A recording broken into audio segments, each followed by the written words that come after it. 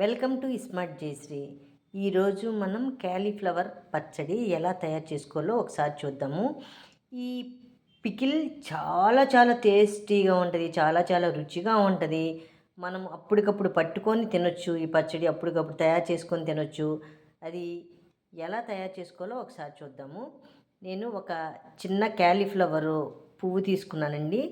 ఆ పువ్వుని శుభ్రంగా చిన్న చిన్న ముక్కలుగా చేసి కడిగేసి కొంచెం ఉప్పేసి శుభ్రంగా కడిగానండి. ఎందుకంటే మనం ఉప్పు కనుక వేసి కొంచెం సేపు ఏ కూరగాయలైనా సరే కడిగితే మనకి దాని మీద ఏమన్నా మందులు ఫెర్టిలైజర్స్ ఏమన్నా స్ప్రే చేసినా సాల్ట్ వలన చాలా వరకు పోతుందండి. అందుకని మనం ఏ కూరగాయలైనా కడుక్కునేటప్పుడు కొంచెం సాల్ట్ వాటర్లో కాసేపు ఉంచి కడుక్కోండి.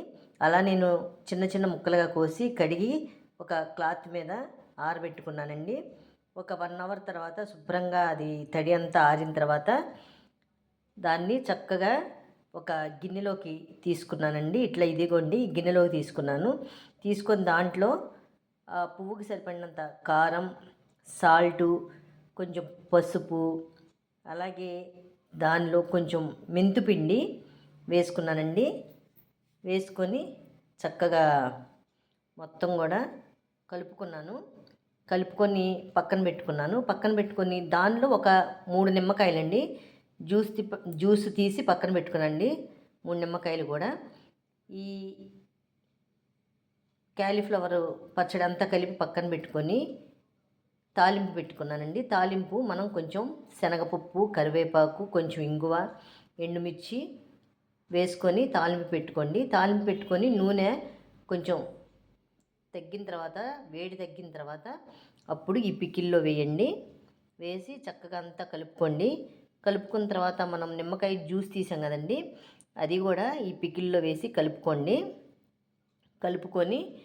చక్కగా ఉప్పు, కారం సరిపోయిందో లేదో ఒకసారి చూసుకొని మనకి సరిపోయిన తర్వాత చాలపోతే కొంచెం కలుపుకోండి సాల్ట్. అది లేదంటే కనుక చక్కగా ఒకరోజు బయట ఉంటే సరిపోద్దండి.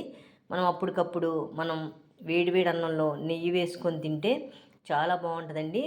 దీంట్లో వెల్లుల్లిపాయలు కూడా ఒక 2 వెల్లుల్లిపాయలు దంచి కలపండి, చాలా బాగుంటుంది. కాకపోతే మేము అయ్యప్ప స్వామి మాలలో ఉన్నాము, వెల్లుల్లిపాయలు తినం కాబట్టి నేను మర్చిపోయానండి చెప్పడము. ఆ వెల్లుల్లిపాయలు కూడా దంచి కలుపుకుంటే చాలా కమ్మని వాసన, చాలా కమ్మగా ఉంటుందండి.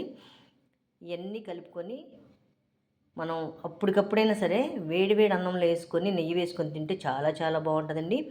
మీరు ఒకరోజు బయట పెట్టుకొని తర్వాత ఒక గాజు సీసాలో కానీ ఒక ప్లాస్టిక్ డబ్బాలో కానీ పెట్టుకొని నిల్వ చేసుకోవచ్చండి. మనకి సాల్ట్ కనుక సరిపోతే ఇది 1 వీక్ దాకా బయటే ఉంటుందండి, ఏమీ పాడవదు. మనకి సరిపడినంత సాల్టు, అలాగే చక్కగా నూనె వేసి కనుక మనకు తడి తగలకుండా ఉంటే మనకి 1 వీక్ బయట చక్కగా పచ్చడి నిల్వ ఉంటుందండి. కాబట్టి మనకు అప్పటికప్పుడు మనం ఏదన్నా పికిల్ కావాలనుకుంటే మనకి ఇది క్యాలీఫ్లవర్ అనేది పొద్దాక దొరకదండి. ఇప్పుడు సీజన్ కాబట్టి ఈ సీజన్లోనే దొరుకుతుంది. కాబట్టి ఈ సీజన్లో అందరూ కూడా చక్కగా తెచ్చుకొని క్యాలీఫ్లవర్ పికిల్ పట్టుకోండి, చాలా చాలా బాగుంటుంది. కావాలంటే మీరు కూడా ఒకసారి తయారు చేసి చూడండి. అది ఎలా ఉందో నాకు కామెంట్స్ రూపంలో తెలియచేయండి. ప్రతి ఒక్కళ్ళు కూడా మా ఛానల్ని ఆదరిస్తున్నందుకు థ్యాంక్ యూ అండి. చూశారు కదా క్యాలీఫ్లవర్ పచ్చడి ఎలా తయారు చేసుకోవాలో. Thank you.